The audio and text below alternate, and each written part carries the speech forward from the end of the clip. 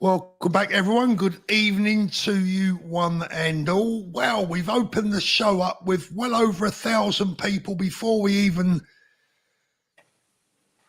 get going. Brilliant. Danny in Spain, welcome to the show.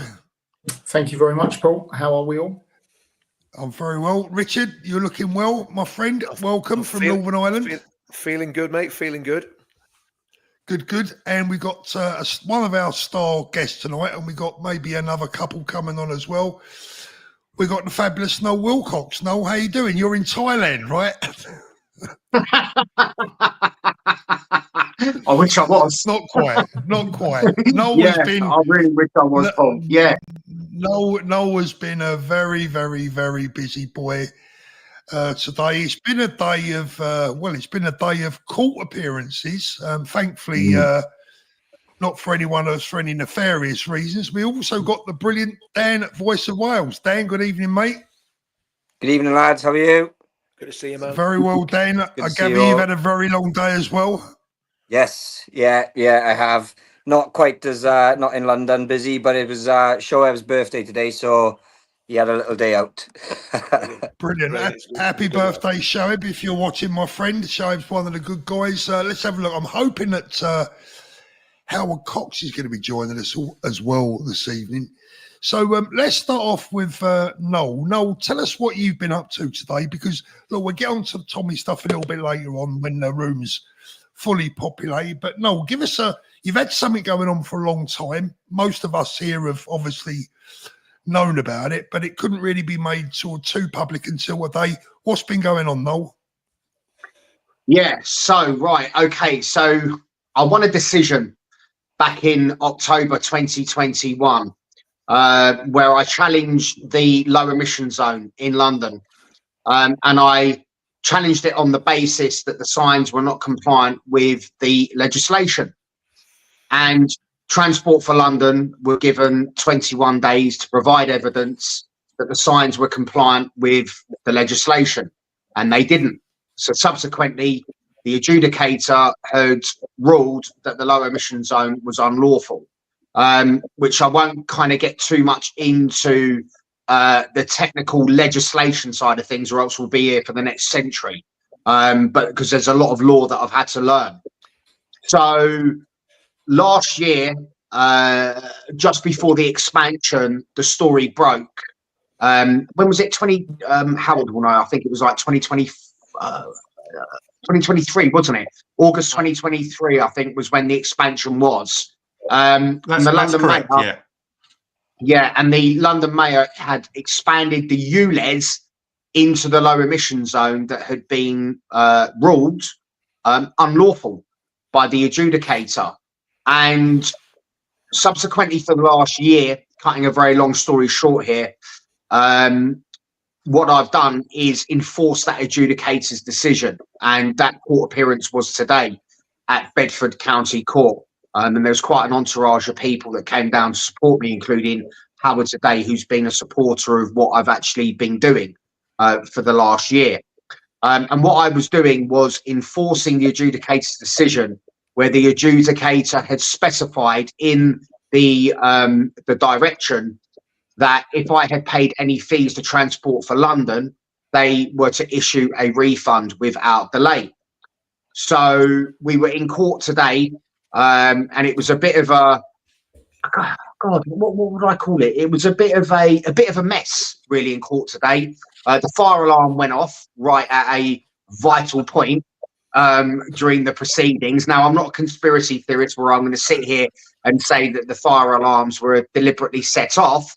Well, I am a conspiracy theorist. No, I would agree. That makes six of us. The six of us here. And we were kind of quite into a nice flow. And I would certainly say that the judge was not accepting anything that Transport for London had to say. However, it didn't quite go in my favour, but it went in everybody else's favour. Okay, so this is the crux of the story. So what the judge concluded today and what the judge confirmed was that the adjudicator was actually completely correct in what he had said. So when the regulations changed in 2016, which was the 22nd of April, 2016, when the regulations changed that govern all of our road traffic signs, any fees that were paid between 2016 to the 17th of June, 2021, motorists have a claim on that because it has been deemed unlawful by the adjudicator. So what had happened to me was, when we were aware of the penalty charge notices as a company, we set up the auto pay system. And that auto pay system was subsequently set up after the last penalty charge notice was issued to me, which was the 17th of June. But basically what the judge was saying is that he doesn't have the jurisdiction to rule on something past the date of the last penalty charge. He said, had I paid any fees that were levied under it within that time frame, that I would certainly have been, I would have had a claim, and I certainly would have been able to reclaim that money.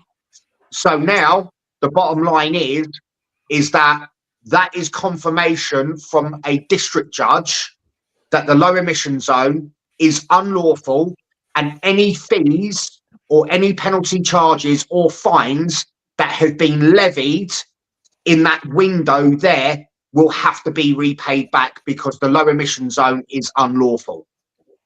No, could confirm, what's those dates again? So it's from the 22nd of April 2016 to the 17th of June 2021. 5 years. Yes. Could this not bankrupt TfL if this was the? I mean, how much money would they have to pay back? No, do you have any idea of what that might be? Multi-million. I don't know what it would be, but I mean, I would put the figures of hundreds of millions of pounds. Now, I've done since I came back from you. And well, can I just say, Noel is an absolute hero here. He's actually used his own money and everything like that. Completely. Yeah. This man is. Well I just adore him. I adore him. Don't tell him I said that. But he's one of the best. One of the best guys. I can't believe what he's done. He's used his own business money, etc., to take on a giant of TfL. And they, to put it bluntly, I've done some calculations in the time span up to that date. I understand Noel's a bit disappointed about it because absolutely, they didn't take into account what was happening after that date. But what it means is that all motorists, all low emission zone people who pay charges and fines. That means, commercial vehicles, that type of thing. I've worked out it's something like £650 million will have to be paid back to them. Now, that's wow. And obviously the next stage is just because the annoying thing about this, guys, is that he knew damn well the signs weren't they didn't comply, and they are still not complying. Therefore, he's continuing the fraud. And so we're talking about the Mayor of London. Obviously, we're talking about Sadiq Khan now. You got it in one. You got it in one. And Noel, as I say, is a bloody hero. There's a lot of heroes around at the moment for me. Obviously Tommy, obviously Rupert Lowe, and now Noel. I mean, you can put all three of them together and saying that they're doing something good for this country, and no other bugger is. Well done, Noel. Yeah, brilliant. Yeah, do you know what? Brilliant. Do you know what? The ironic thing is, yes, I personally was not able to claim the money back. Me personally. But the bottom line is, I suppose, what's been the little sweetener in this is that everybody else is going to be able to. Now, what that process is going to look like, we don't know. However, what I did in the build up to this, because I was confident that I knew that what I was talking about, so I was very, very confident, and I jumped the gun a little bit. And what I've done is set up a company now to administrate these claims, because I've been through that process and I know what that process actually looks like. And you have to be very, very specific. But as Howard said, it's like the journey of what I've been through in relation to this. And I know that I've kept you guys up to date with what's been going on with regards to this actual specific case. However, what I would say, what people don't see is they always see that end outcome of, the fact of the matter is, great, you know, this money is going to have to get paid back, and there will be processes in place to make sure that that happens. But what people don't see is the actual human impact of the amount of hours that I have had to put into this, of my own time, where I've had to take days off work, etc., etc., etc. The stresses that it puts on family commitments, family relationships, etc. It's a very, very long process. You see, the fact of the matter is that these people who work for the government, they're getting paid by us fat salaries to sit there and pretty much make your life a misery. And what they did just before I was due to go into court, my email started pinging at 10 o'clock at night. They were trying to hit me with costs. All of their costs they were trying to hit me with. Subsequently, they were not granted today. They got no costs granted today because, in essence, I had won the case, but I just personally didn't get the money refunded to me. But you know what? When all of a sudden, before you're going to go to bed at like 10 o'clock at night, and you're seeing $6,000 of costs that they put in front of you, this is the bully boy tactics that have to stop. And what I've been adamant about, absolutely adamant about, is that I wanted to do this on my own, to show people that you can do it on your own. And all you need is a bit of mental robustness, you know, dig into the detail, because we are being bullied in every single day of our lives. We are being institutionally bullied. Whether you speak out and say something, somebody's going to say that you're far right. You say something that someone doesn't like, you're a racist, you're a misogynist, all of these sorts of things. It's got to stop. It absolutely has to stop. And that's why I was adamant on doing this on my own. And people saying to me, did you have like barristers, or did you have legal representation or anything like that? I mean, judging by the barrister that was produced today, I'm glad that I didn't have a barrister. So, I mean, I'm glad that I represented myself. But one second. No, Howard, how much did you say you calculated that to? It's about 600 million, but that's a real broad estimate. I reckon it's plus or minus 300 million on that. We got it. I just looked at what they were getting from ULEZ about 2 years ago, and I did an average over the 5-year period. No, it's the 5-year period, Noel, we're talking about, aren't we? Yeah, it's over. What we're basically saying here tonight, Noel, is that you are personally responsible for potentially getting £600 million plus of the people's money refunded to them back in their pocket.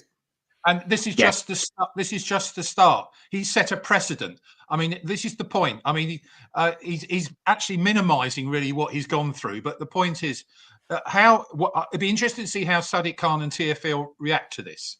And more importantly, I wonder how Keir Starmer will protect the Mayor of London. All those sorts of things we've got to look into. The point is, this is just the start of a incredible. It's a snowball getting bigger and bigger and bigger and bigger.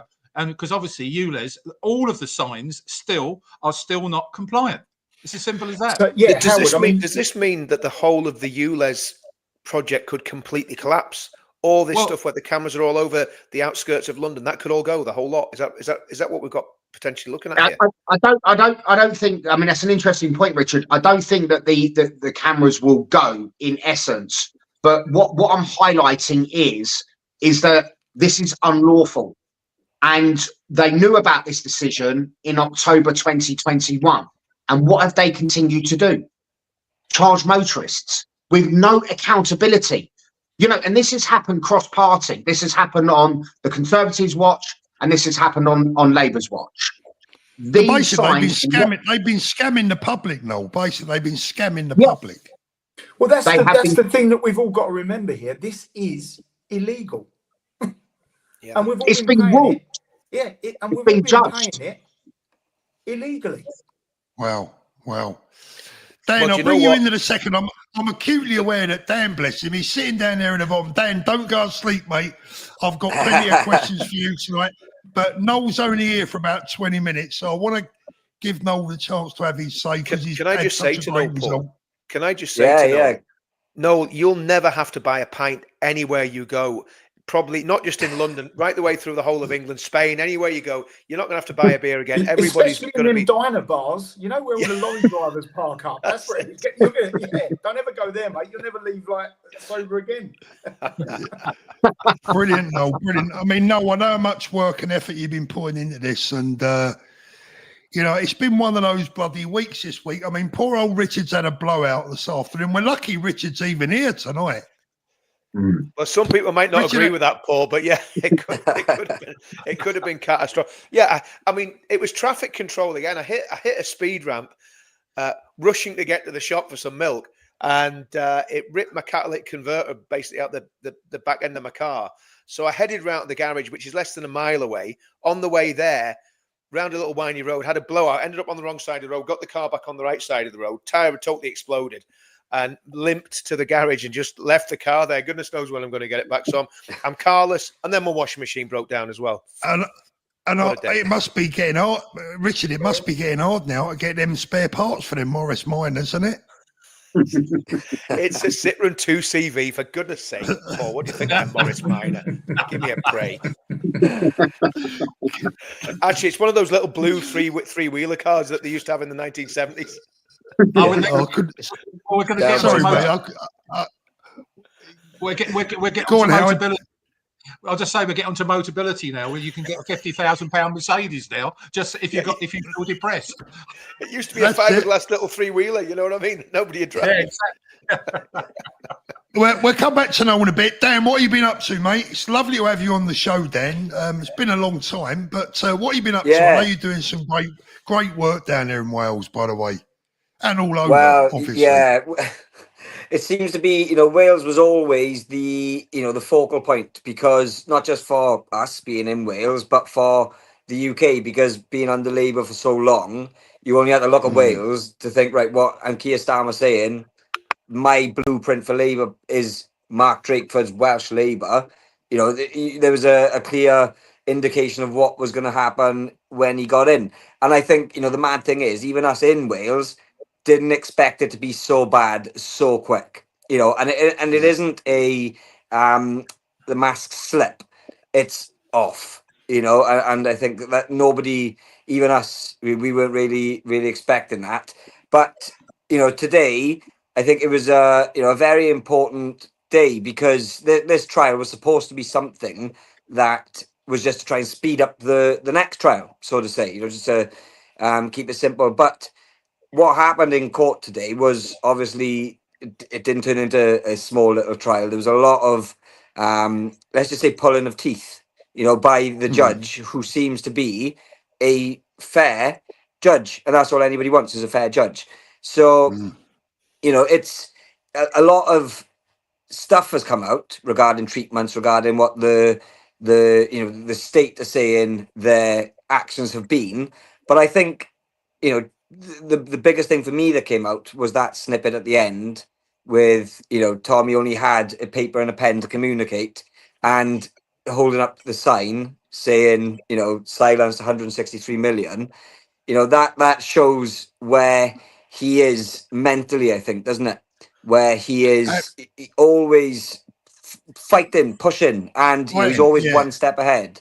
And I think that was comforting to see, for anybody who, sees Tommy in any form of respect, seeing that human side, that Tommy element, coming out in court still, and anybody who knows him knows that, he can't be contained, suppressed. Yeah. He's a jack in a box with no lid. So yeah. We'll go through the day. I mean, Richard, you've had a pretty good look at it. Unfortunately, I mean, first of all, I was due to be with Noel today. Then it was decided my time was going to be perhaps better spent at the Royal Courts of Justice. And last night, about 7:30, I came over feeling dead rough. I've spent the day in bed, so it's been one of them days for me today. But Richard, I've been trying to keep up with this on my phone, in and out of sleep during the day, but you've been with it all. Give us a quick rundown, Richard, of how you've seen it.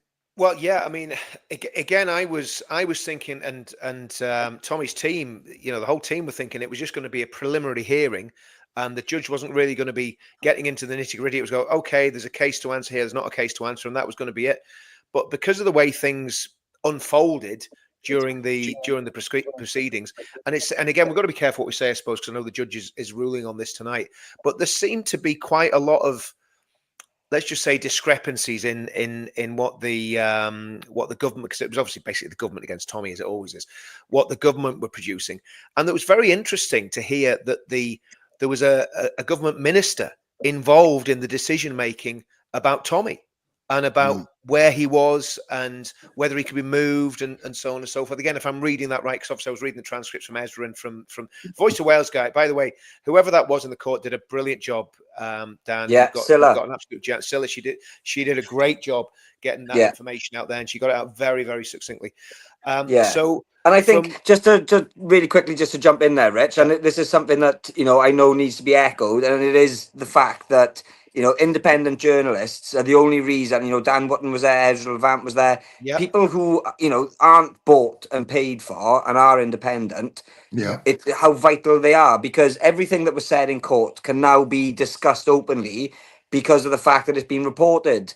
Now, we wouldn't have had that if it was just mainstream media. We wouldn't have heard how the state said he is allowed to work 3 days a week. However, they seemed to be incorrect because it was 1 day for an hour and a half a day. So the judge got to see these sort of games.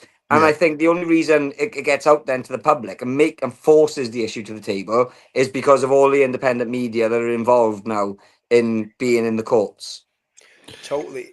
This instance with a phone being cut off, I mean, you couldn't really make that up, could you? I mean, blimey, that's the sort of stuff that you happen. I was listening to Richard earlier on when I was laying in bed, and what did he say? It's the sort of thing that you would expect from El Salvador in the 1980s or Guatemala or so. I mean, this is just unbelievable. I mean, Howard, the phone being cut off to the court from the prison. I mean, if the judge wanted any evidence that something is not right here, there it was for him on a plate, right? Yeah. You're absolutely right. I mean, I had a choice today of the two events, and you know, I chose Noel because I knew there'd be a lot of people supporting Tommy. I mean, people like Dan Wootton and others, you know, and I've followed it online with Ezra and all those people were really reporting incredibly, and I kept up to date with it. And I, you know, I was quite happy to drive 130 miles up the M1 to see Noel. But the thing is, what I can't understand is, you know, they just cut off the sound, didn't they? Yeah. Yeah. Yeah. Okay. Yeah. So he was allowed to, you know, he was writing away. Good old Tommy, you know, being very resourceful, getting that sorted out. But as you're quite right, and the thing that disturbs me more than anything is to hearing about there is a minister behind it. That means it's at cabinet level, and this sort of thing, controlling a person who's just simply telling the truth and being, you know, persecuted for a civil offence. It gets worse, doesn't it? It doesn't get better.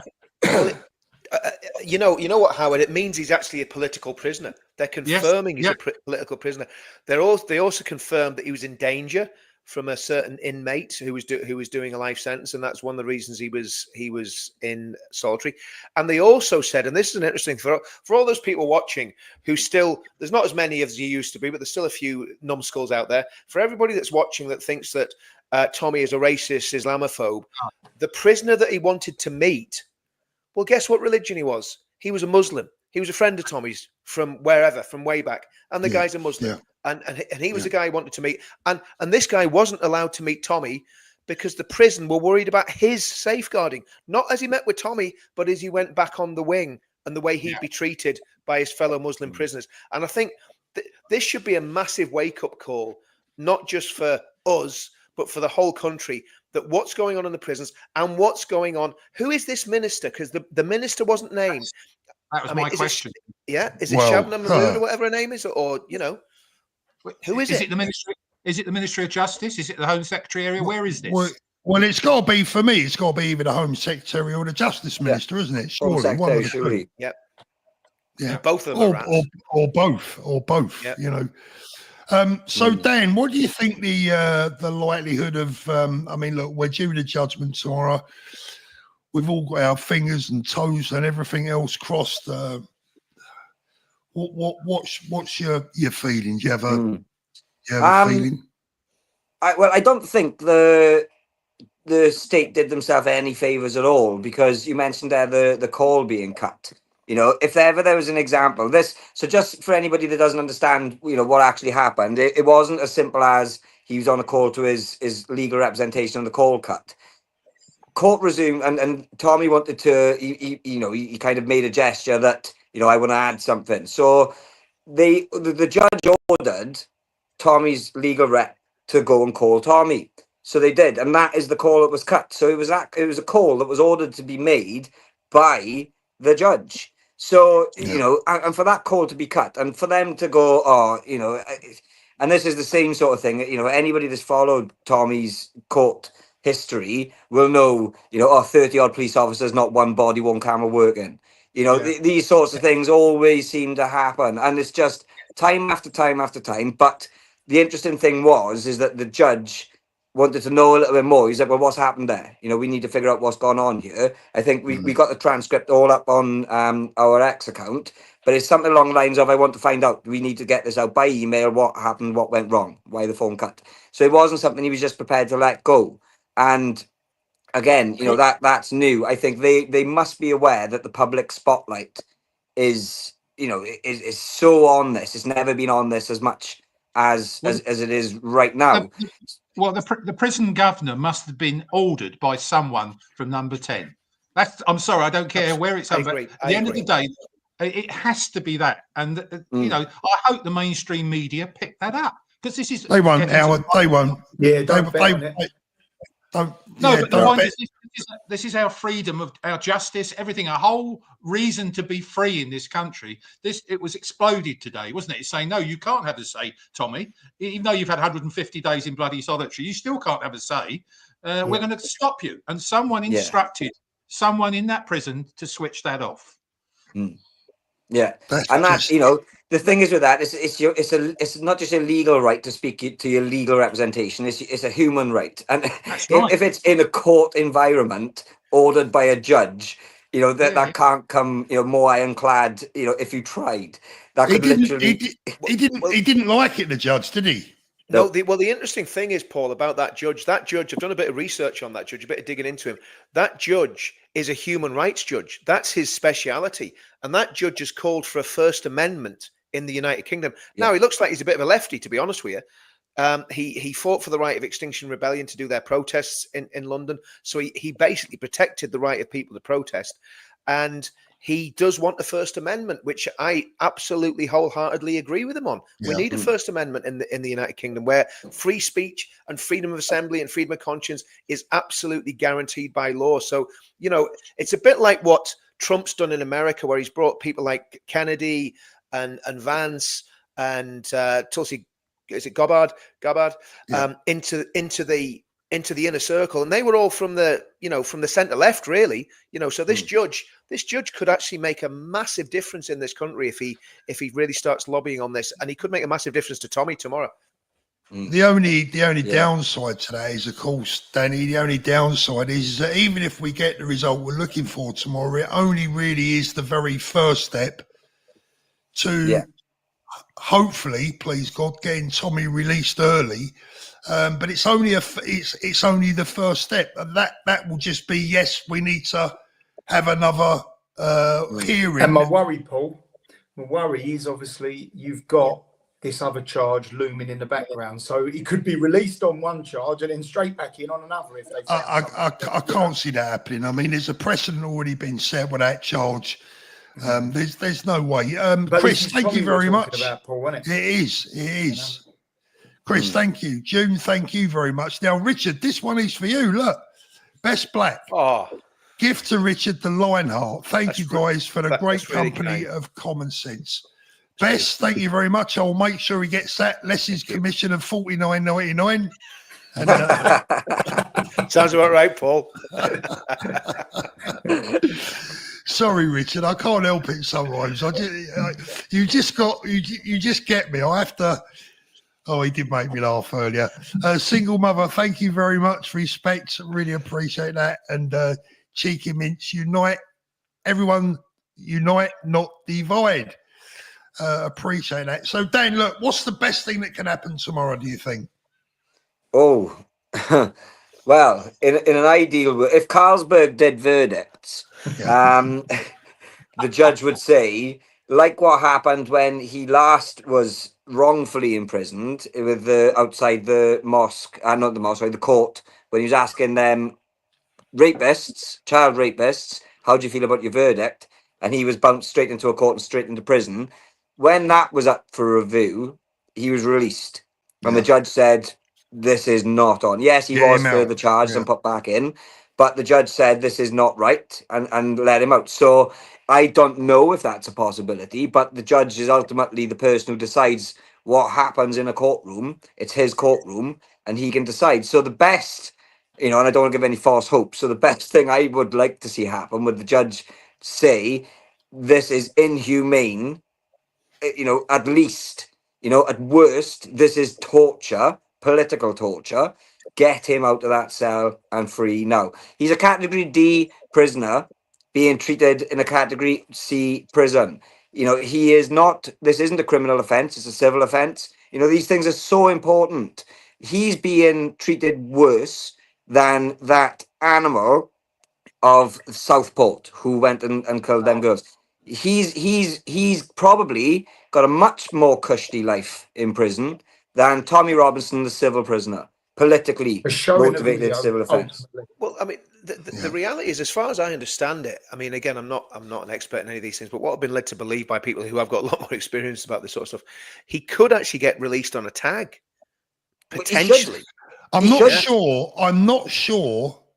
Certainly to a decap. This judge has the power to do that tomorrow.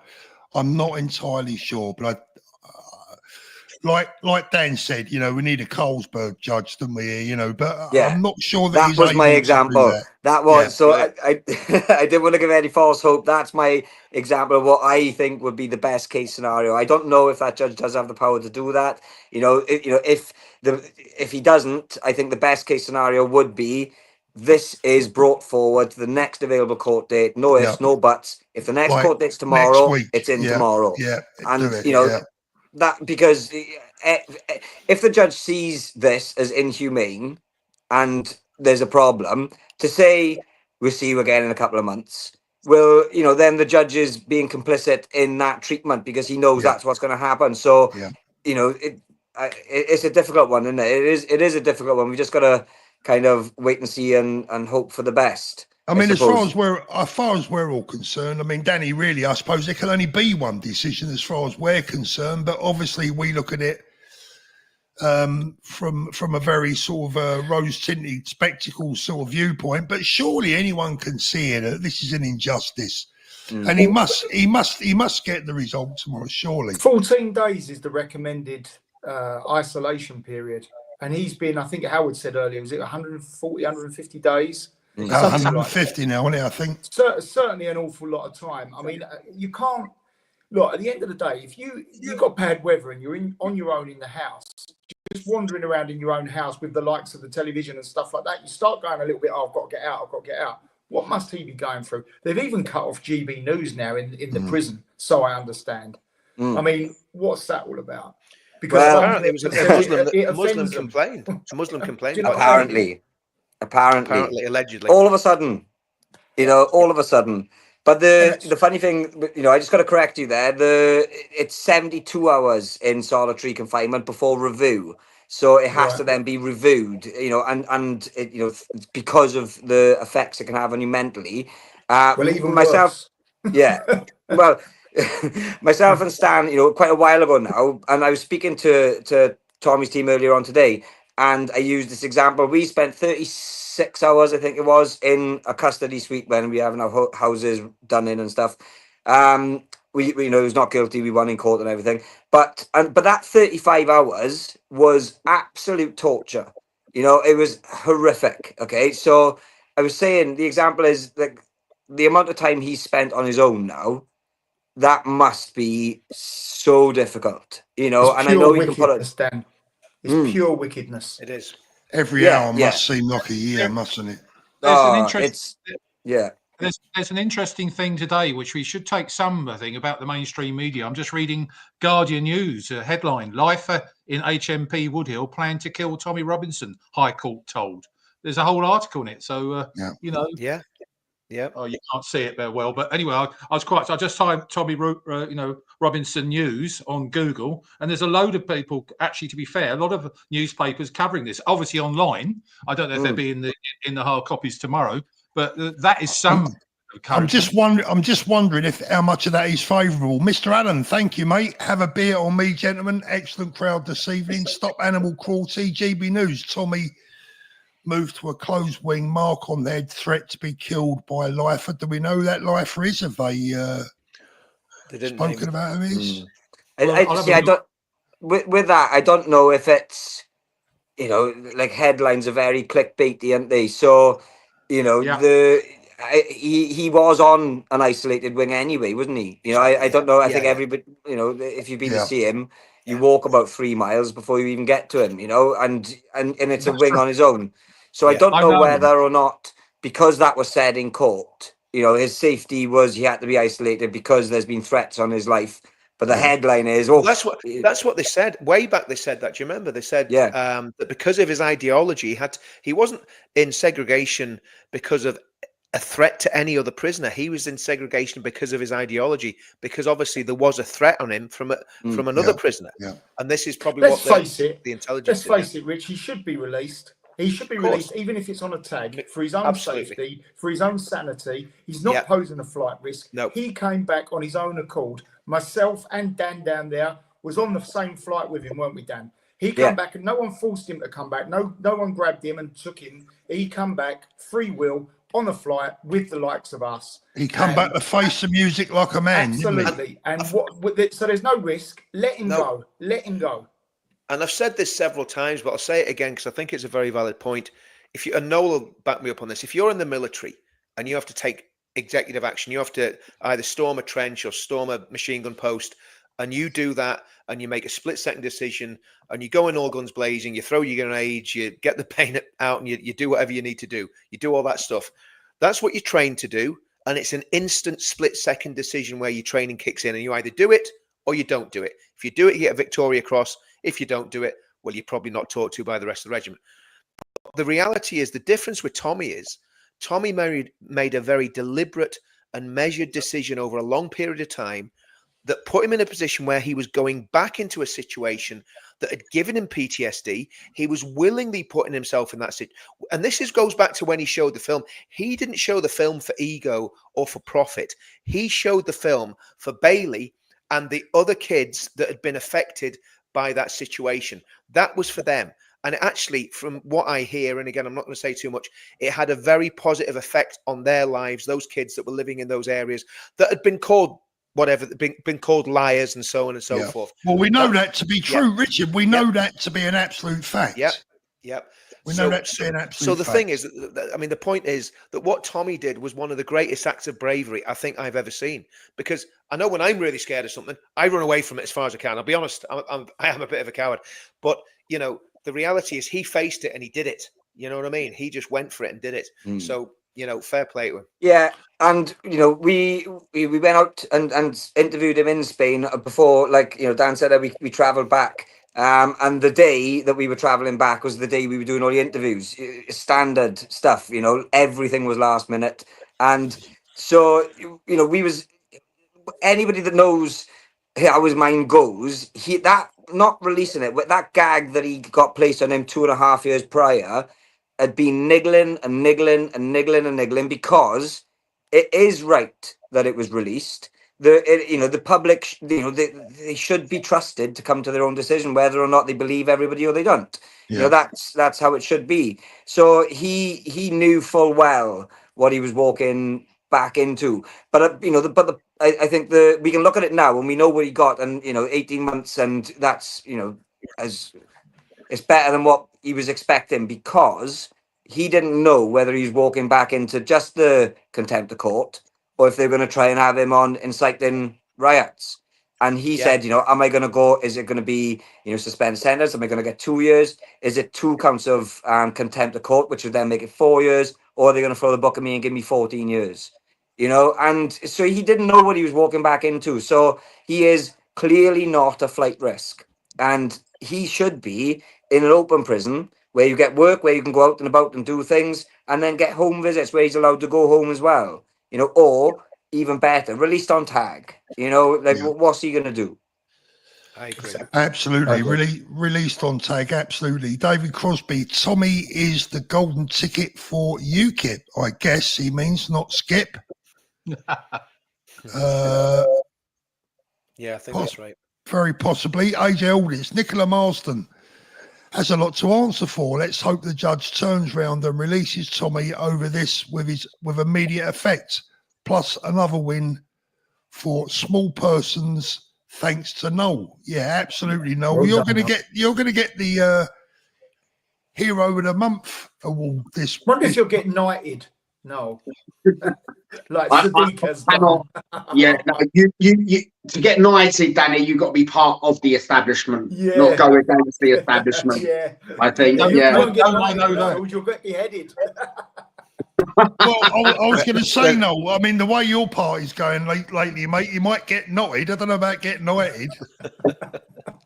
Well, when the revolution comes, we're going to have Howard as Lord Protector of the United Kingdom. He's going to be the Lord. He's going to be the Oliver Cromwell of the 21st century, and we'll get all sorts of gongs and honours.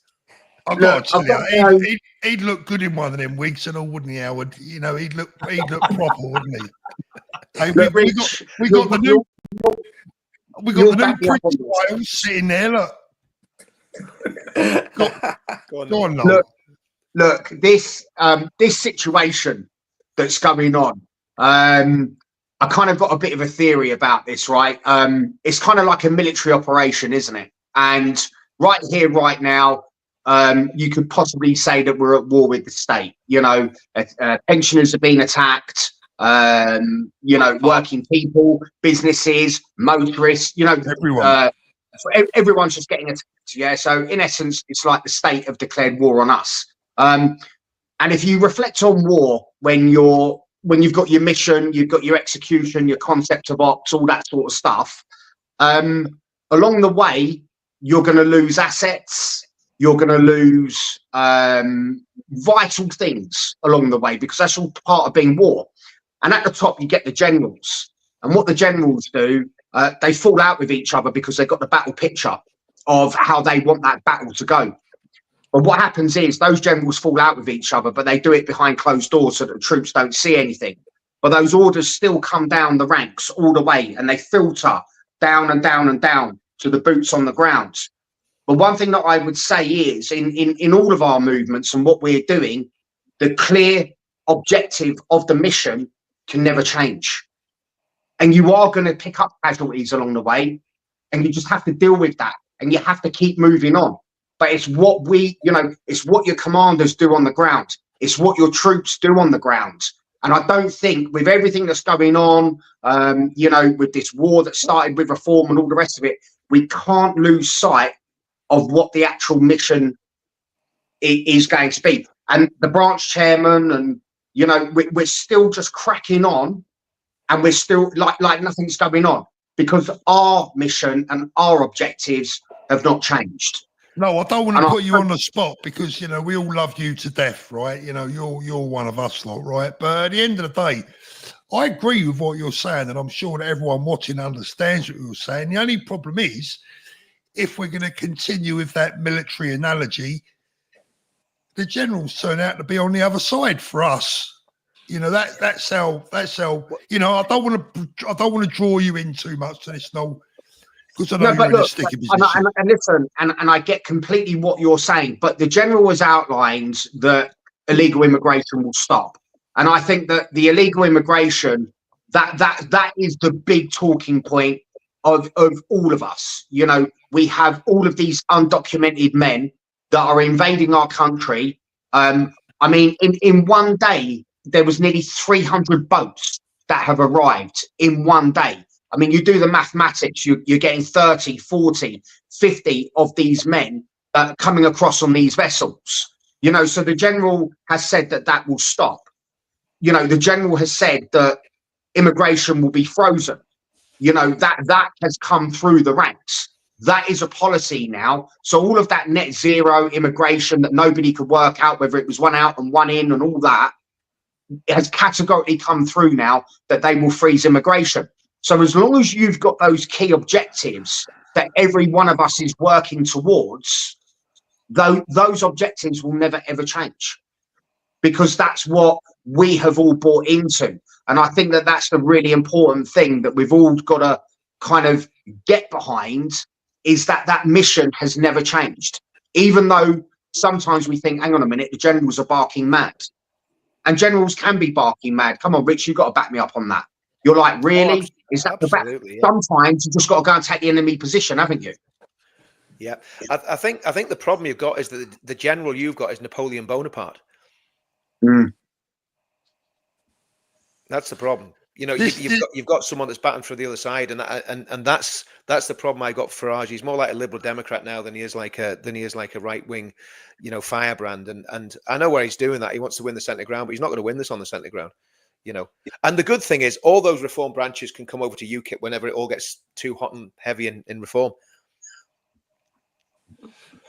Howard, I mean, it's an awkward silence there. Howard, I mean, come and do a bit of mediating here. We got to be go on. Well, I'm just being bad. Obviously, I was quite close to the general in question, and a lot of his, lieutenant generals, around him, I was quite close to. But the simple fact is this: I still think reform is still the best option. We've always said that. But I'm afraid I want to see a better leadership. And this is the whole crux of what's happened. And I would love to see Rupert Lowe taking over. And I've done several media interviews in the last 2 or 3 days. And, and I've been bombarded by criticism. But equally, on top of that, for every one criticism, I've got about 4 people saying you're dead right. We're on the right side of history. And Rupert Lowe, I know very well. Ben Habib, I know very well. I'm working with them on the GB PAC thing. All of those sorts of things. And I want to get rid of the Tories. I want to get rid of Labour. And I want a centre-right party that talks common sense. And people like Tommy Robinson wouldn't be sitting in jail now as well either. Absolutely. I'm just trying to look at Nigel Farage's Nigel Farage's tweet from earlier, which I actually replied to. I'm just trying to see if I can find it now, but it's all been buried amongst the mess. Here we go. Yeah, here we go. It said 5,200 replies, and I've got to tell you, they're not particularly complimentary. So what he said earlier on was, this is from Nigel Farage. Now we learn that 1.2 million migrants are on benefits. This is madness. We need a government with guts that puts our own people first. Now, I would say to that, spot on. He's absolutely right. But my reply to his tweet was, well, if you were serious, you'd immediately reinstate Rupert Lowe, Ben Habib, Howard Cox, and the hundreds of grassroots reformers that have been kicked out. You'd apologise to Tommy Robinson, and you'd allow all of us to join the party. You'll do none of that. So go and win the election with your ex-Tory friends. That's the way I'm feeling right now. Couldn't have put it better. Couldn't have put it any better, mate. Well said, Paul. It's excellent. I think and also we've talked about. Sorry, go on, Dan. No, go on, Rich. No, I think we've talked about this a lot, and I think and again I go back to the thing that Nick Buckby said to us on the live that we did with Nick, and it's this idea of a grand coalition that brings, I was pulling Noel's leg earlier about, everyone coming across to UKIP, but a grand coalition that encompasses UKIP, because Nick Tenconi's doing some great stuff. You did a great interview with him the other day, Paul. He's doing some great stuff. You have everyone from UKIP right the way through to Ben and Rupert and Howard and David and all the other people that are doing stuff in GB PAC. Yes, reform. Yes, some of the right-wing Tories and people like Dominic Cummings, for goodness sake, all these big thinkers, all these clever people come together in this grand coalition, and that's kind of what GB PAC's all about, as far as I can see. It's wanting to bring people together. Whereas, no disrespect to Nigel. Well, I've got loads of disrespect for Nigel, but Nigel is a divisive character, and he's dividing in totally the wrong direction. And I just think him and Zia Youssef and Richard Tice, they have to go, which really means, to all intents and purposes, reform has to cease to exist and then rise like a phoenix from the ashes to be part of this grand coalition. That's what I think for what it's worth, and that's where I'd love to see us be in 4 years' time. I mean, look, we've got nearly 6,500 people watching across the platforms. Thank you so much tonight, guys. Really appreciate it. Don't forget to give us a thumbs up and subscribe if you haven't already done so. Also, follow Dan over at Voice of Wales on X. I still nearly keep trying to say Twitter. Howard the same. We've got Danny in Spain. He's got his own channel now. We've got Counter Media, Richard Inman. What's your platform? What's your platform? No? Are you just on Twitter? Yeah, my platform. Yeah, I'm just on Twitter, mate. Yeah, I just go on X now. I do very little on like Facebook, unless it's just to do with anything local, like my socials, like my Instagram and that sort of stuff. It's all just to do with local issues. No OnlyFans account or anything.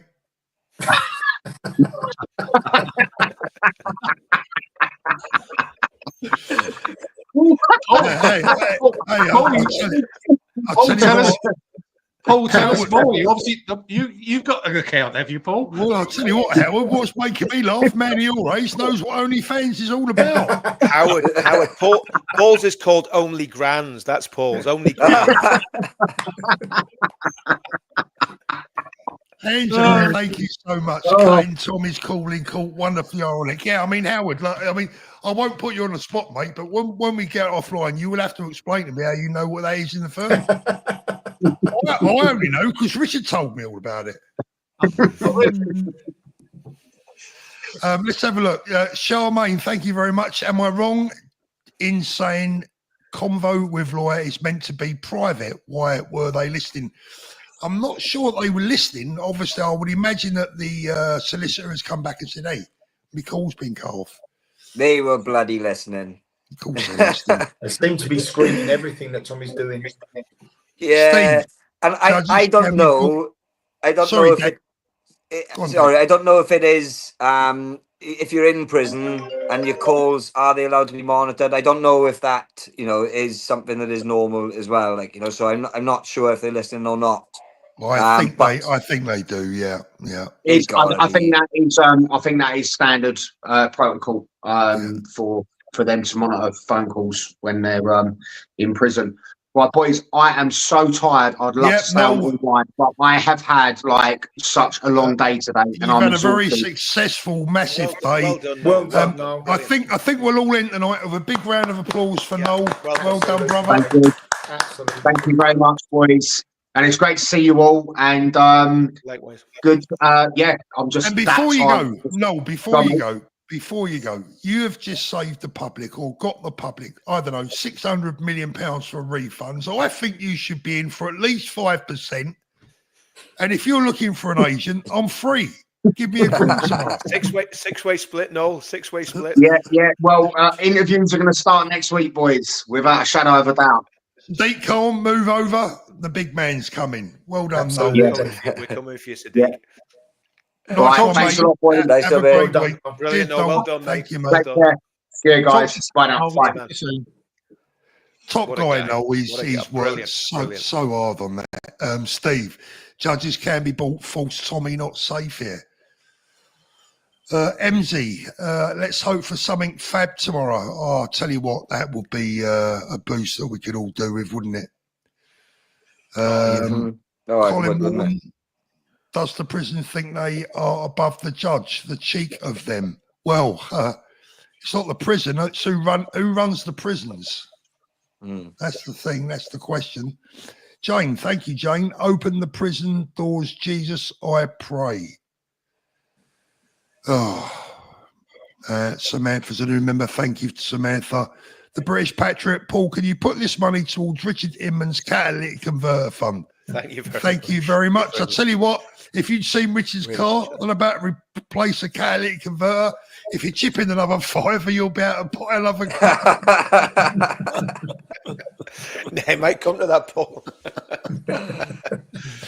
My first car cost me 50 quid. That was only 6 years ago. Oh dear, oh dear. It's not funny, really. Sorry, brother. You know I love you, really. I know. But it Am I just, crying? it just lights up a little. I mean, he gives me plenty of stick on. I mean, he does. He gives me some rotten abuse, really. Well, you deserve it, Paul. You know what I mean? I know. I mean, look, I don't see tomorrow how this judge cannot give us the result that we're looking for. But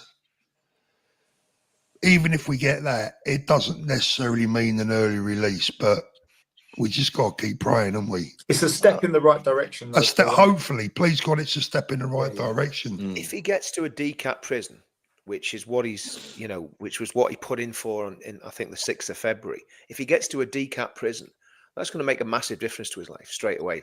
And then you've got to be looking at a tag very, very quickly. Absolutely. I mean, Deke M says, is it possible for anyone from the deep state to get to the judge and influence his decision? Of course. We spoke about this earlier, Rich, didn't we? Yeah, we did. The judge, the thing is, I've had this before where I've seen it in court, and a judge will say something like, I'm going to go and think about this. He goes, I'm going to run this by a couple of colleagues, blah, blah, blah. And, you can bet that this judge is going to be having conversations tonight. And, this is just my opinion. So this isn't, I'm not speaking factually, but he's going to be having, I believe he's going to be having conversations with people, and they are going to give an opinion, which is, I suppose, not a necessarily bad thing as a judge if you're unsure about something, seeking further advice. But it's who gives that advice, and, I've seen it in court where things are looking good. The judge goes out, refers to a couple of colleagues, comes back in and goes against the decision. So, it's really difficult to read what is going to happen in a court. I find no matter what you do, no matter what you're trying to suss out, whether you're watching the jury, whether you're looking at the judge, whether what they're saying to the prosecution, you think they're giving them a hard time, but then everything can flip on its head. So it's really, really hard to kind of make any form of judgment of how it's going to go tomorrow. It's either, yes, it needs to be sped up, or no. I think that's what it ultimately comes down to. Dan, I agree with you, because I've been in about 3 or 4 courtrooms in the last sort of 5 or 6 weeks. 3 or 4 courtrooms more than I've been in my entire life. And I've watched things happen. And anyone with an ounce of common sense today with Noel, he went there optimistic. I read his, submission. Everyone said it. It basically said he won, because the original adjudication was that these signs, if he won, and the TFL were ordered to pay him back because they're unlawful. They're wrong, right? But this judge today, he was fair, but he couldn't go beyond the date that adjudicator made that decision.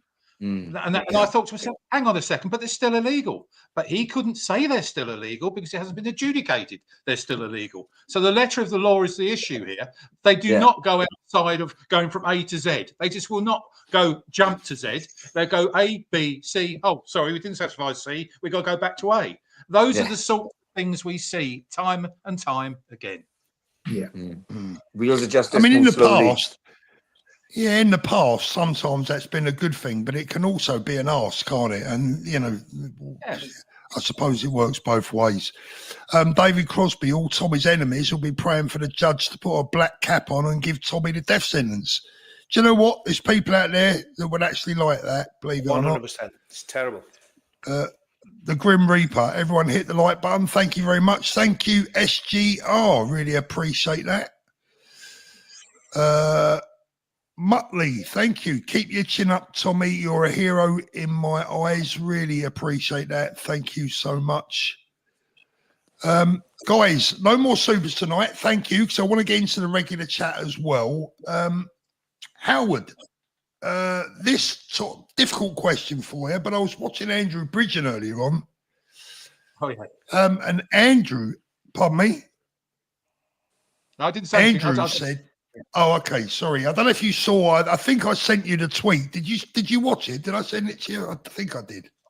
I probably haven't seen it yet, my friend. I've only just got in. Andrew alludes heavily, very heavily, to Elon potentially backing a new party. Oh, right, okay. Ben and Rupert. Have you seen that one?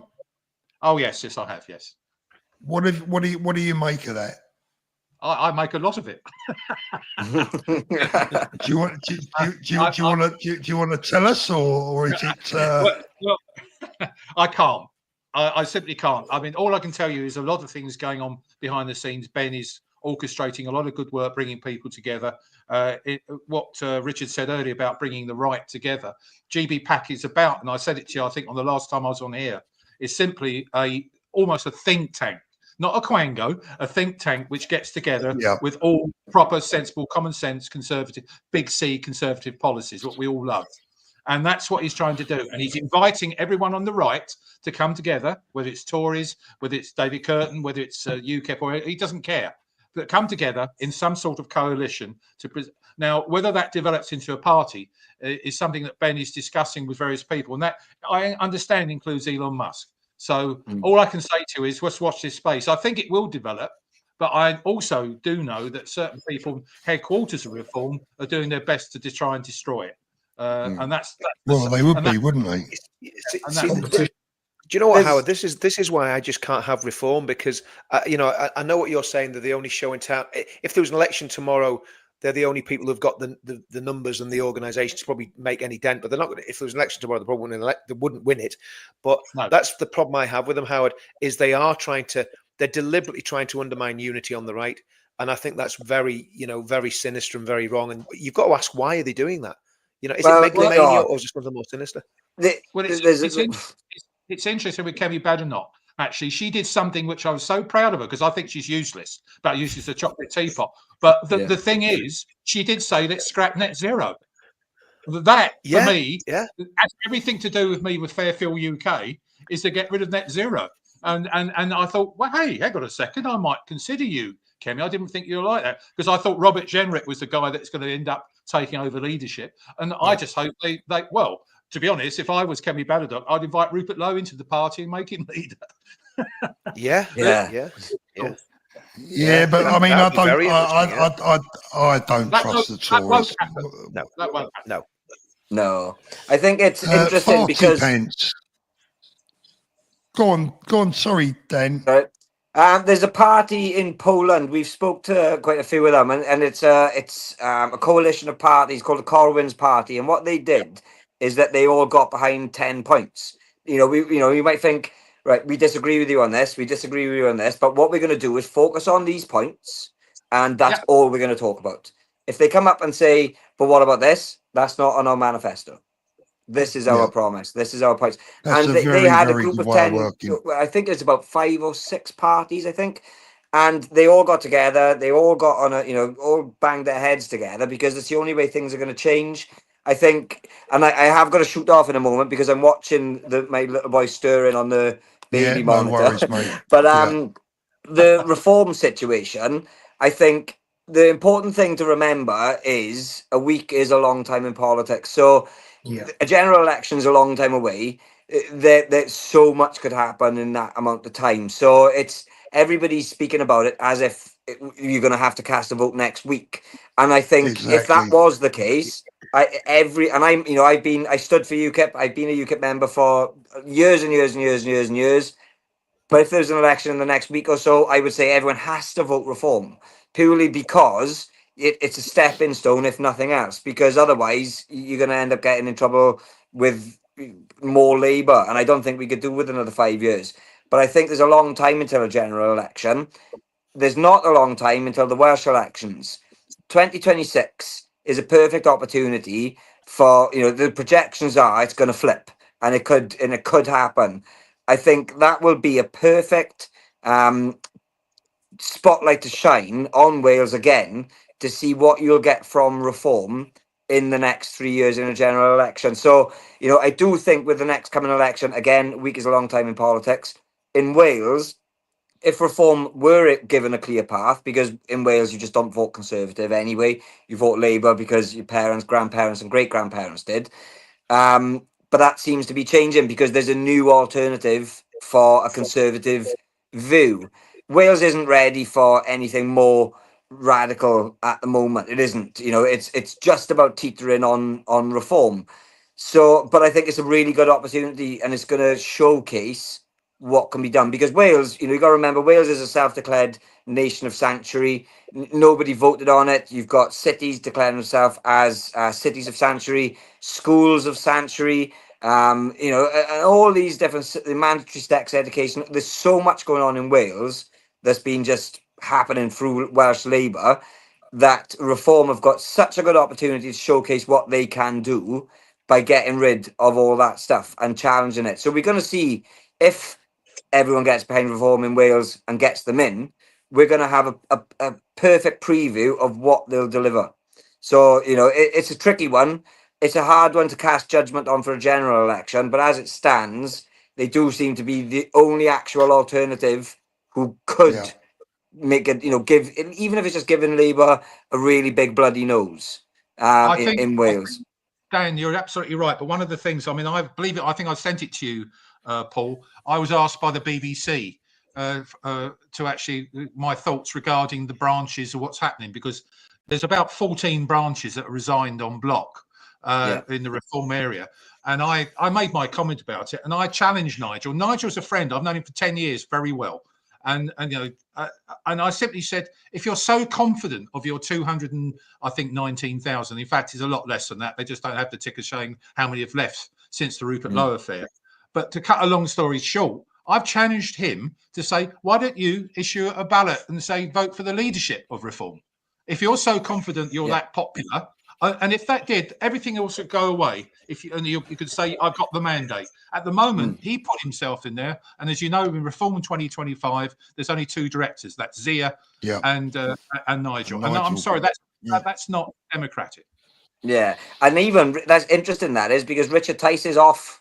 So I wonder, I wonder how he's feeling about that. But I think, you're absolutely spot on, because the whole thing with Reform, if Nigel did say, right, okay, let's do it, leadership election, everyone's going to get a say. If he was elected as the leader, everybody that's got a problem would, because they do care about democracy, would say, well, okay, fair enough. You won that, that's yours. You've got a mandate now, and you did it on this. So he'd have an argument. I think the issue that we've got is that he's not giving anyone the opportunity to have that argument with him, or, put himself on the block, because I do think he is concerned. I do think there will be more people that would vote for Nigel at the moment as leader, because there's a lot of people switching in. So it would be a perfect opportunity to do it. But even now, I just don't think he would, he would put that, he can't have that amount of risk.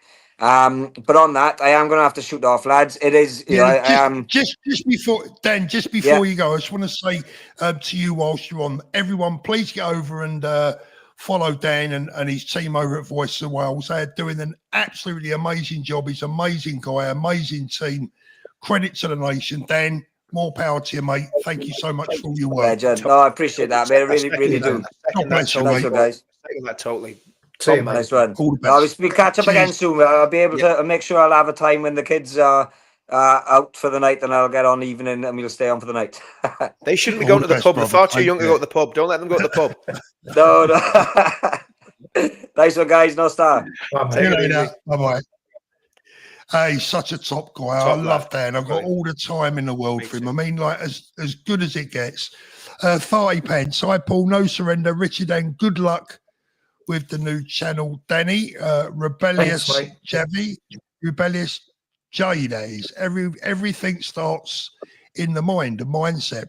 British Revolution, by the people, for the people. Do you know what? I released the video this morning. I thought it was a great message, but it's flopped, right? It's not flopped, but it's not done as well as it normally does. And YouTube definitely holding 1 or 2 of my videos back. If you haven't seen that video from this morning, please make sure you watch it, because it is really a cry for everyone to unite. I mean, behind people like I mentioned, Howard. I mean, everyone that knows Howard, we want to see people like Howard in the Houses of Parliament. Oh, here we go. We want to. Well, we do, Howard. We got to see you there, man. I don't mean as the speaker either. Richard, totally. the Iman, £5 for Richard. Gerard Batten interview today suggesting Nigel Farage got shot of anyone who upstages him. Do you know what? I was just watching that. I spoke to Gerard earlier on. Was just watching that. You could have finished that comment after Getz, Paul. What was that? You could finish actually finish that comment, the last comment after shot. Let's have a look. Fries get shot. End. Full stop. Oh. Steady. Yeah. I'm joking. Shell Miller. Sorry, Shell. I'm having trouble reading this now this time of night. Please put a link in for Danny in Spain account. I just can't find it. Yeah, Rich, I've had Paul, I've had a few people message me saying that you put a little the little @ sign, and then it's Danny in Spain with no spaces, or you might be able to put spaces in it. I don't know, but I think you have to put that. Someone messaged me earlier saying, I can't find your channel, see it on Paul's channel, but you put the let little me see if I can let me see if I can find it. And not much has gone on there yet, but I will be putting stuff on there. As I say, at the moment, just building it up. It's got a few hundred people subscribed. 200,000 at the minute, isn't it? Well, yeah, something like that, mate. You know what, Danny? You know what the problem is, mate? You got to make some videos. Yeah, no, there's 3 or 4 little silly ones on there, and I've shared. I think this one's being shared on the channel as well. There you go. I've just put the link in the chat. Mate. Yep, just put the link in the chat. Thank you. MZ35, love you guys. Thank you very much. Butcher's a new member. Janet, thank you too. Thank you very much. Kenny Milsom. Release the wee sausage. Colin Walton, thank you, Colin. Tell Richard Fred Flintstone is selling his car. I sold a car like that to someone before. Didn't go I'll tell down you what, too well. mate, with the potholes in the street, you wouldn't want to be driving Fred Flintstone's car. The lovely Claire Baird, thank you, Claire. Paul, brilliant interview with Tenconi this week. Signed up to UKIP straight after. Please have him on a live one night. Look, I will tell you now. I mean, I perhaps wasn't Nick's biggest fan, but he's turned me around. As I said to him the other day, you know, I think there are still issues for me in 1 or 2 areas. But what I liked is that he said he was prepared to talk and discuss and, you know, take advice from people. And I think that's a sign of a good person. Good leader. I don't know. And they've got the 6 points. You know, I mean, Dan was talking about 10 points. You know, that they had for this party in Poland, this coalition of parties in Poland. UKIP have got 6 points, and don't ask me what they are off the top of my head because I can't. But they're about, you know, all the things that we care about: net zero, migration, deportation. You know, all the big stuff. And they've got this plan, and you know, Nick just sticks to that plan, and he doesn't deviate. He doesn't compromise. He doesn't say, "Oh, I'm not really sure about, you know, whether demographics are important." He knows demographics are important. He's talking about it, you know. So, I was just saying, Paul, and look, I've been very open about it. You know, that it was all to do with one speech that Nick made that had me a little bit concerned. And since then, I think he's done fantastic. You know, I think he's grown into it. He's done a lot of really good interviews. Liam Tuff's interview, your interview, he did one with me. I think he's doing a good job. You know, and I think, you know, it's a small party, but you know, let's get going with it. Howard, is there any chance that with a rebrand that UKIP could potentially take off again, in your view? I mean, look, it's been around for bloody donkey's years, and it's had its good and its bad moments, its highs and its lows. But with a rebrand, with a rejuvenated leadership, etc., is there any future for UKIP, do you think, or do you think it needs something bigger than that now? Well, they've gone through a funny phase. I mean, the day after I left Reform, you know, I announced my leaving the Reform. Nick contacted me. He said, "Howard, I'd love to meet up with you. When can I meet up with you? Because I'd love you to have you on board." And I still have a few reservations about certain aspects of UKIP, which is it doesn't mean to say I'm not joining, because at the moment I'm staying apolitical. I'm staying everything. I'm staying a bit of an independent. But last night, for example, I bumped into my good friend, and she's an acquired taste, but Lois Perry. You know, people know about Lois Perry, and she became leader for UKIP for about three minutes, didn't she? And bless her cotton socks. And you know, all I can say is that my door is open to the right people, and at the moment, GB Pack is the journey I'm starting on with Ben, and I hope Rupert. Rupert's keeping his powder dry too, because I still think that the only way back for Nigel is to actually have a private chat with Rupert and say, "Look, Rupert, we got this wrong, and we want you back." And I think Rupert would be I man just enough don't to see that happening. I just I don't don't see see that far happening. for that. Well, Nigel's the problem, and as I said to you, Nigel is the big issue. Obviously, he should sack Zia. That would get a lot of respect from people because my inbox is a flood with people. Branch chairman and all those sorts of things. The BBC have found 13 branches that are in uproar and rebellion against the headquarters of Reform. So if the BBC are now reporting this sort of thing, and my point is, Nigel, wake up. You want democracy. You think you're loved by everyone. Well, then prove it. Hold a ballot against your members. And for the treasurer, for the campaign manager or something, about 4 or 5 positions. Here's the list of people that are standing for them. Please, who would you choose? Nigel will probably The win only it. issue, I was going to say, the only issue with that at the moment is that a lot of people that are, let's just say, falling out of love with Nigel or maybe resign their position or their membership. And I think Nigel would probably win that vote, to be honest. Yeah. And that would be a problem in itself, because then he would say, I've got a mandate. I'm not going to reform the party any further. This is it. We're going to go all gung-ho, blasting with it as it is, with Zia in the chair for the next election. So I think even that, even though it is democratic to do that, Howard, I think we'd still have the same problems that we've got. Because remember, we've got to remember that Hamas got democratically elected in the Gaza Strip, and the Nazis got democratically elected in Germany. So democracy doesn't always work. It depends how stupid the people are that are voting. Well, Not the people in Reform are stupid. The problem is Nigel surrounds himself with sycophants. He is a messiah to them. There's one guy who's a very good friend of mine who's been with him right from the beginning, for UKIP, Brexit, and through to Reform. And I remember when Nigel declared that he was leader, for the general election. He wasn't leader when I was standing for London Mayor, which would have helped me, wouldn't it? But he didn't do that.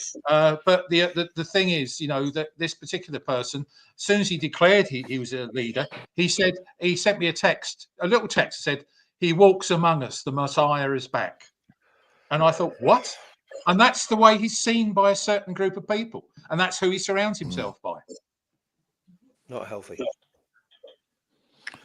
Rumble off drums. Our lives are full of shit. I think that's supposed to be. Our birds have declined 44%, meadows by 90% since mass immigration began. As a Britain, environment is important. Caractus. Thank you very much. Caracticus. Thank you. DJE Media. Evening, mate. Thank you. Howie Starmer still in. I'll tell you what, mate, getting him out is going to be a lot harder than we think. I'll tell you that. I think so. Last super of the night. Thank you so much, Linda Stone. Tommy's sign shown on Dan Wooden said the prison was listening. That's why they switched him off. Surely discussions with the lawyer should be private. Well, you'd like to think so, wouldn't you? Mm-hmm. 6,000 people still watching. Please give me that thumbs up. If you didn't see that video that I dropped this morning, please make sure you go and watch that. I really did think it was a good one, even if I say so myself. You will never make, Brother D, you will never find justice in a world where criminals make the rules. Not about shouting that. Not a bad shout.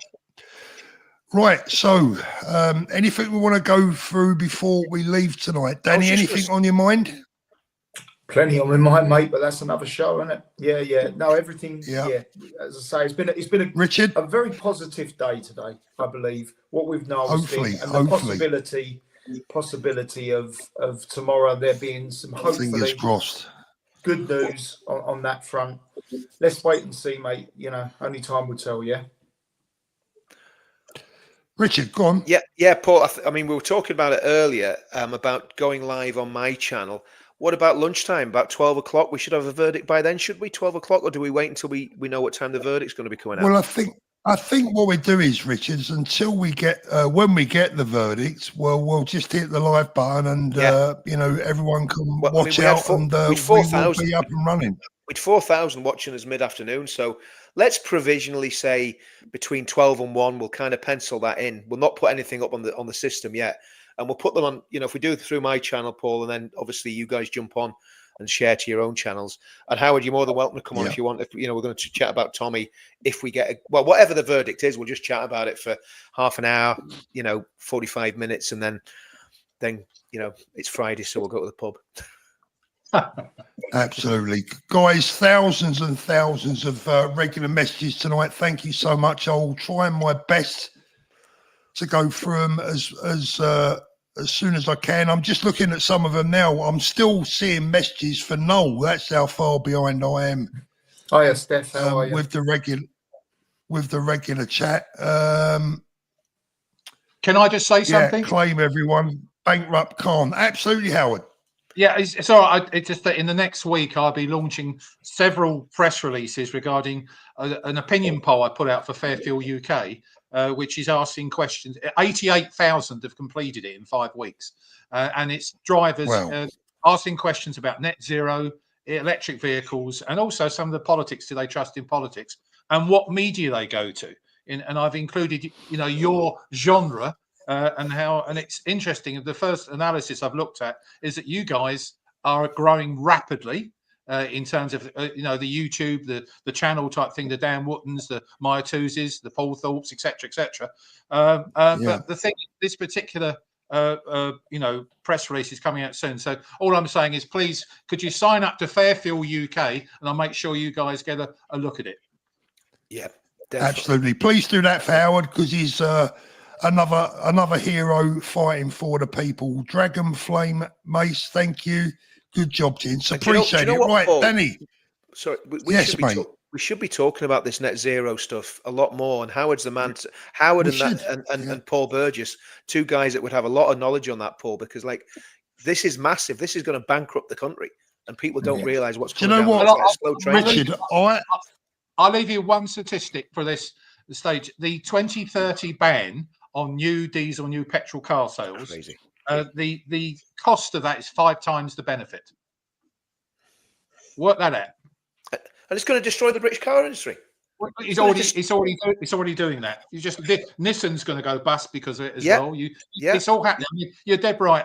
If we got, that's why Kemi Benedok saying that about net zero was a good thing, but she didn't have the balls, metaphorically speaking, to get rid of the 2030 ban.